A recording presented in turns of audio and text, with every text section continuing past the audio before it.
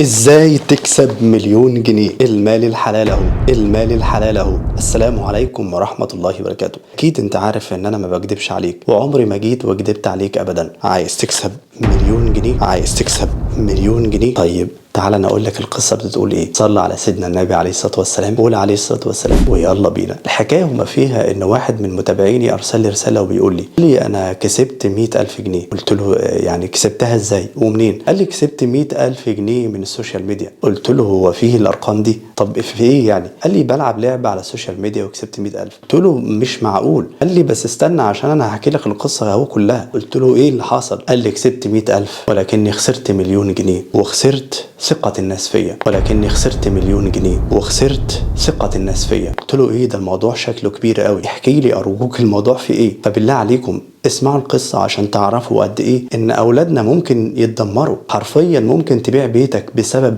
الحاجات دي كلها، حرفيا ممكن تبيع حيلتك، ممكن تتدمر واولادك يتدمروا بسبب الالعاب دي. فاسمع القصة وشوف ايه اللي بيحصل. قلت له احكي لي بقى بالتفصيل عشان اطلع اقول للناس ايه اللي بيحصل يعني وايه الحكايه كلها. قال لي انا بنت كلمتني وقالت لي عايزين ندخلك معانا في لعبه تقريبا اسمها فري فاير او حاجه زي كده، وطبعا هي لها مسميات كتير او العاب كتير مختلفه. قلت له طب وايه اللي حصل بعد كده؟ قال لي طبعا دخلت معاهم وكسبت فلوس، مره كسبت 10,000 20,000 لغايه ما وصلت ل 100,000. قلت له طيب وكملت؟ لا كملت بعد كده، وطبعا الموضوع حبيته جدا. قلت بقى انا كده خلاص هبقى ثري جدا. قلت له ها كمل وايه اللي حصل؟ قال لي للاسف الشديد بدات اخسر في ال 100,000، 1000 مع 1000 مع 1000 مع 1000 لغايه ما خسرت ال 100,000. طيب يا ابني اهرب، يا ابني اهرب، يا ابني اهرب، تكمل ليه تاني؟ قال لي للاسف الشديد كملت وخسرت مليون جنيه، وخسرت مليون جنيه. قلت له طب بالله عليك جبت المليون جنيه منين؟ انت يعني بتقول كلام مش معقول، يعني ازاي تجيب انت مليون جنيه؟ جبتها منين؟ والدك اللي عطاها لك؟ قال لي لا. قال لي انا كنت بروح لناس اخليهم يحولوا لي، واحد يحول لي 10,000 كاش، واحد يحول لي 20,000، واحد يحول لي 50,000 وهكذا. قلت له طب يعني بالعقل هو في حد ممكن يصدقك؟ يعني في حد ممكن يبعت لك المبالغ دي كلها؟ قال لي للاسف انا يعني الناس واثقه فيا في البلد وانا معروف، يعني انا عمري ما مشيت في مشي غلط ولا مشيت في مشي ولا عمري عملت الحاجات دي، لكن اتضحك عليا والشيطان ضحك عليا وعملت كده. الناس لما كنت بروح لهم عشان يحولوا لي فلوس كانوا بيحولوا لي فلوس، مفيش اي مشكله خالص يعني. قلت له طب وباباك عمل ايه؟ قال لي بابايا اتصدم، وساعه ما عرف الوقت ده اغمى عليه، وبعد ما فاق بقى قعدنا عشان نحل الموضوع. فالمهم اللي حصل انه حتى البيت اللي هم قاعدين فيه باعوه، باعوه. شفتوا المال الحرام بيعمل ايه؟ شفتوا التربيه الغلط بتعمل ايه؟ فلما تشوف ابنك بيكسب فلوس قول له يا ابني ده مال حرام، حرام عليك. ما تشجعش ابنائك انهم يدخلوا في الطريق ده، ما تشجعوش وتقول له يلا يا ابني، يلا يا ابني عايزين نكسب اكتر واكتر. ما تشجعوش على المال الحرام. طيب تعال شوف المال الحلال من خلال القصه اللي انا هحكيها لك دي. حلو قد ايه؟ تمام. طب صلي على سيدنا النبي ونحط الفلوس دي مكانها ونرجع نتكلم. الامام ابو حنيفه رحمه الله جاله واحد من الناس وقال له يا امام اني اخذ 5 دراهم لكنهم ما بيكفونيش، انا بقبض 5 دراهم من العمل بتاعي وال5 دراهم مش بيكفوني ابدا. فالامام قال له اذهب الى من تعمل معه وقل له اعطيني 4. الراجل استغرب جدا، يقول له يا امام انا جاي احكي لك المشكله عشان تحل لي المشكله اللي انا عايش فيها، يقول للراجل اللي انت شغال معاه يديني 4 دراهم بدل ما اقول له اديني 10 يقول لي اديني 4؟ فقال له الامام ابو حنيفه افعل ما قلت لك، يعني اسمع الكلام، لو انت عايز نصيحتي اعمل كده. بالفعل الراجل خد بعضه وراح لمين؟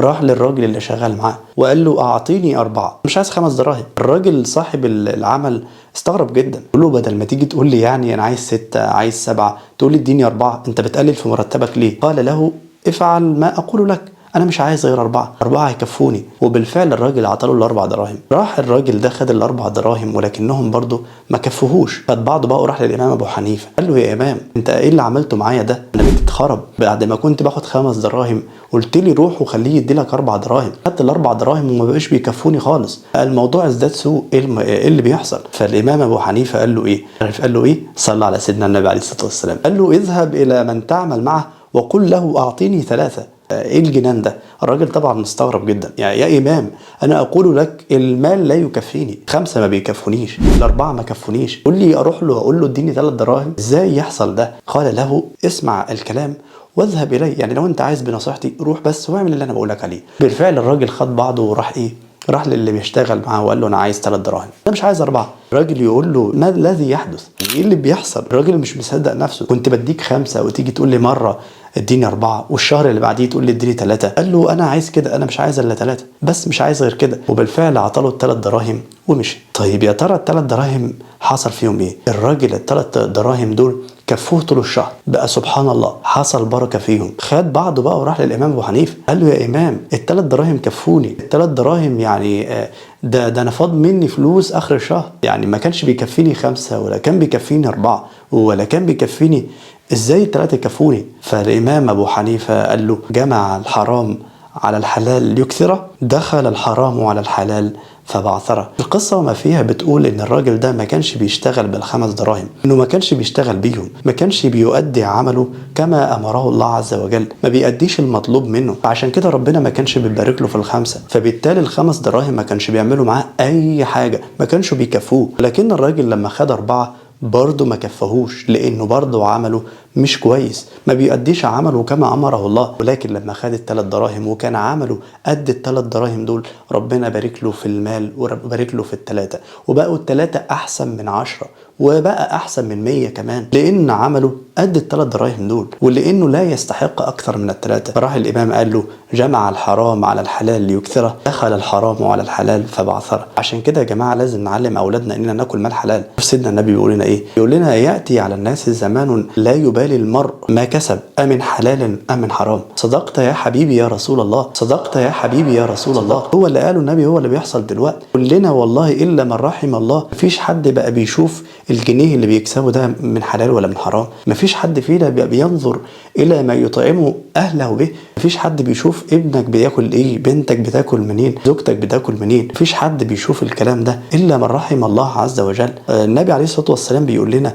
ان الله طيب لا يقبل الا طيب. وتيجي تقول ربنا ما بيستجيبش دعوتي، انا بدعي ربنا كتير ولكن ما بيستجيبش دعواتي، هو ايه اللي بيحصل؟ طول ما انت بتاكل مال حرام ربنا مش هيستجيب دعواتك، طول ما انت بتاكل مال حرام ربنا مش هيستجيب دعواتك. شوف سيدنا النبي بيقول ايه بعد ما تصلي عليه، قال النبي صلى الله عليه وسلم ان الله طيب لا يقبل الا طيبة، وإن الرجل يطيل السفر أشعث أغبر يمد يديه إلى السماء ويقول يا رب يا رب، مطعمه حرام ومشربه حرام وملبسه حرام وغذي بالحرام فأنا يستجاب له. يعني ربنا يستجيب لك منين وانت بتاكل مال حرام؟ يعني ازاي ربنا يستجيب دعواتك؟ فبالتالي الدعوات مش هتستجاب إلا بأننا ناكل مال حلال. كده سيدنا النبي عليه الصلاة والسلام قال لسيدنا سعد يا سعد أطب مطعمك تكن مستجاب الدعوة، أطب مطعمك تكن مستجاب الدعوة. يا أيها الذين آمنوا كلوا من طيبات ما رزقناكم واشكروا لله إن كنتم إياه تعبدون. لازم نعلم أولادنا إننا ناكل مال حلال، ونعلمهم إن كل جنيه مش بتاعنا